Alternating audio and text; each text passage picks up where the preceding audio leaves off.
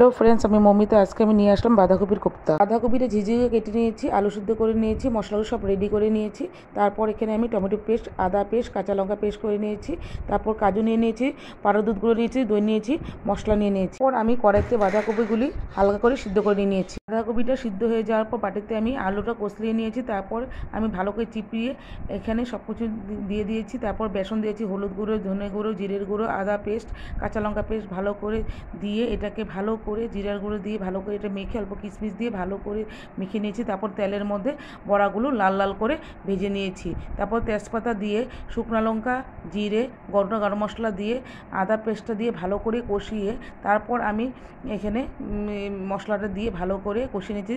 Tomato paste দিয়েছি, কাঁচা লঙ্কা paste দিয়ে ভালো করে আমি করে দিয়েছি। তারপর মিক্সিতে আমি দই আর পাউডার দুধের গুঁড়ো দিয়ে এখানে আমি কাজুটা দিয়ে পেস্ট করে মশলাটার মধ্যে দিয়ে ভালো করে কষিয়ে নিই। কষানো হয়ে যাওয়ার পর এখানে গরম মশলা দিয়ে দিয়েছি। তারপর আমি জল ঢেলে দিয়েছি। জলটা অল্প ফুটানো হয়ে যাওয়ার পর তারপর আমি এখানে বড়াগুলো দিয়ে ঘি দিয়ে দিয়েছি। এখন আমার বাঁধাকপির কোপ্তা কারিটা পুরো রেডি হয়ে গেছে।